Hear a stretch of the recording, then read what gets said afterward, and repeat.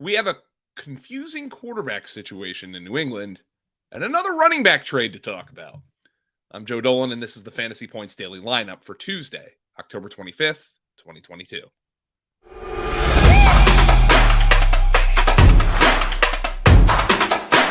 It's time for the FantasyPoints.com Daily Lineup.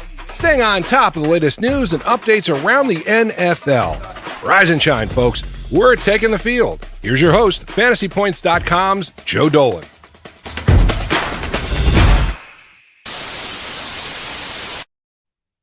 Starting at quarterback for the Patriots on Monday was Mac Jones, but he didn't finish it.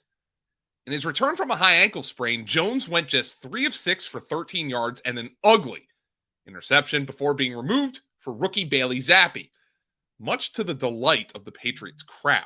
Now, ESPN's Adam Schefter reported just minutes before the game that both Patriots quarterbacks would play, so that wasn't necessarily shocking. But Jones did not re-enter the game following the interception, while Zappi gave the Patriots an immediate spark before dwindling big time in the second half of the Patriots' embarrassing loss to the Bears. That is despite Coach Bill Belichick telling ESPN's Lisa Salters that both quarterbacks would play in the second half. The score was a factor, per Belichick after the game. Now, this is per Doug Kyed of Pro Football Focus. Kyed wrote, Jones called Belichick's scheme to play both quarterbacks, quote, a good plan that the head coach, quote, did a really, really good job explaining it to me. Patriots players seemed caught off guard, however, Kyed continues, as both wide receiver Jacoby Myers and guard Michael Onwenu told reporters they were surprised when Jones was pulled from the game. It's tough, as a man, to see somebody who worked so hard kind of get that kind of treatment, but at the end of the day, we're all trying to feed our families, Myers told reporters about Jones after the game. So we've got to go out there and make plays for whoever's throwing it. That was from Doug Kyed. And though Belichick wouldn't name his starting quarterback going forward on Monday night, he says he doesn't anticipate running this platoon situation anymore. For fantasy, the two quarterbacks are stylistically similar enough that they can distribute the ball to these receivers, but not many of them are useful in our game anyway. It's just a bizarre situation that bears monitoring, and I wouldn't be shocked to see Belichick go back to Jones when all is said and done. In our first running back spot today is James Robinson, because the Jets don't have Breece Hall anymore. Hall, who is becoming the Jets' clear bell cow back, is out for the season with an ACL tear and what Adam Schefter reported as minor associated meniscus damage. It's yet another sickening injury to a young star back this season, and one that's going to take me a long time to get over. But the Jets don't have that luxury. They had been running a good bed of two running back sets with Hall and Michael Carter, which are called pony packages, and wasted no time to ensure that those packages could continue despite the devastating injury. They dealt for Jaguars running back James Robinson for a conditional 6th-round pick that could become a 5th on Monday. Now, Robinson had clearly fallen out of favor in Jacksonville. Robinson played just 17% of the Jaguar snaps in Week 7's loss to the Giants and didn't touch the ball once. Over the last 4 games, Robinson has just 123 yards on 33 touches, which is a meager 3.73 yards per touch, and he scored fewer fantasy points than Jamichael Hasty. But this gives him a new opportunity, and I'd expect him to be involved as the Jets' number 2 back behind Carter and alongside Carter, who I much prefer for fantasy, by the way. Now, Carter had a pretty solid 2021 rookie season, all things considered. He rushed for 639 yards and 4 touchdowns on 147 carries and added 36 catches on 55 targets for another 325 yards. He was much less effective than Hall this season. Hall was already looking like one of the best backs in the league. For now, consider Carter a mid-range running back 2 in a overall uneven offense, and Robinson a desperation flex option until further notice. In our RB2 spot, we have an RB1. It was trending that way anyway, but the trade of James Robinson to the Jets clears the way for Travis Etienne. The takeover, which looked inevitable for weeks, is complete. In the Jags' Week 7 loss to the Giants, Etienne played a career-high 80% snap share, scoring his first career touchdown and adding a 2-point conversion to boot. Oh, look, I accidentally zoomed in on my script and it made it impossible to read. There we go. Etienne had 14 carries for 114 yards and a score, adding a single 5-yard reception on 5 targets. The fact that coach Doug Peterson went back to Etienne after a huge fumble into the end zone was also a good sign. And quite frankly, he's been their best offensive player. Peterson has always been a guy who rotates his backs, so expecting an 80% snap share going forward likely isn't wise, though the trade of J-Rob certainly opens that possibility. Etienne is just too explosive to even consider sitting him in a fantasy lineup, obviously. Now, JaMychal Hasty is a low-end handcuff behind him, while those in deep leagues or dynasty formats should consider a move to acquire rookie fifth-round pick Snoop Connor. In our first wide receiver spot, we have yet another injured Charger. This club cannot catch a break.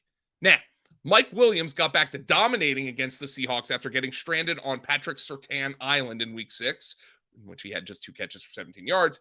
He turned in 7 catches for 86 yards and a touchdown, receiving on 9 targets for 21.6 fantasy points against Seattle.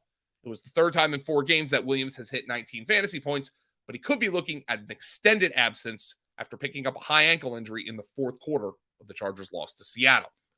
The Chargers are on bye in Week 8, but Williams could be looking at an absence through at least Los Angeles' next 3 games, at Atlanta, at San Francisco, and home against Kansas City.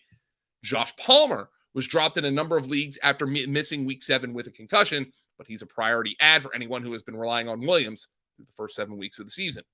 And hopefully, Keenan Allen will be less hobbled coming out of the bye. Why is it the same story every year for these guys? In our second wide receiver spot, we have another injury from the same game. The Seahawks' DK Metcalf had to be carted off the field for the 2nd time this season, but his latest trip to the locker room in Week 7 wasn't for an emergency bathroom break. He injured his knee on an innocent-looking attempt at a toe-tap touchdown, but he appears to have avoided a major injury that won't require surgery. Head coach Pete Carroll said on Monday that Metcalf suffered a patellar tendon injury that, quote, may have been an older injury, per Brandon Gustafson of SeattleSports.com. And Positive Pete added that Metcalf hopes to practice on Wednesday, but he didn't have a timeline for his return to the field. Now, Metcalf had a run of 17-plus fantasy points in 3 straight games from weeks 3 to 5, but his fantasy managers have been crushed the last 2 weeks with just 3 catches for 46 yards. On the plus side, early indications are that Metcalf could miss little to no time for his Week 7 knee injury. Our Edwin Porras believes Metcalf received great news overall, and his availability in the future will depend on his level of pain tolerance. Fantasy players should make plans to be without Metcalf this week, but it looks like he avoided a multi-week absence. In our flex spot, we have one of fantasy's best tight ends sidelined. The state of the tight end position is as bad as we've ever seen it. That was most evident on Sunday in Week 7, which happened to be National Tight Ends Day. The touchdown scored by the tight ends on such a celebrated day, George Kittle, okay, Tommy Tremble, and Peyton Hendershot. One of fantasy's top 3 tight ends, Mark Andrews, was held catchless as he played through a knee injury, and another, the Browns' David Njoku, left action with an ankle injury after posting yet another strong game with 7 catches for 71 yards. Per ESPN's Adam Schefter, tests confirmed what our Dr. Edwin Porras feared, a high ankle sprain, for which Kevin Stefanski called Njoku week to week on Monday. Moreover, the Browns go on bye in Week 9, so Njoku will almost certainly miss this week's game against the Bengals on Monday Night Football to get extra rest. Njoku managers need to make contingency plans for at least the next 2 weeks and potentially beyond. Thank you for joining me for yet another week of the Fantasy Points Daily Lineup. I'll be on Wednesday, Thursday, and Friday breaking down all the latest news and nuggets from fantasy football. But if you want direct access to me and our staff, you want to go to fantasypoints.com, use code lineup22, get an extra 10% off a site that's already 25% discounted. You get access to our subscriber Discord, all of our waiver wire articles, all of our strategy articles, everything you could possibly want on our standard package. But if you play DFS or like to bet, you're going to want our premium package as well. It has been a joy bringing you this program. We crossed 50 lineups, 50 lineups, 50 shows of the daily lineup last week. We've topped over 100,000 views on our YouTube channel, which is really awesome.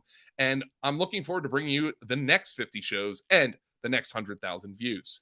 Hey, who knows? Maybe this show will get 100,000 views. Probably not, but hey, a guy can dream. Thanks, everybody, and I'll see you tomorrow.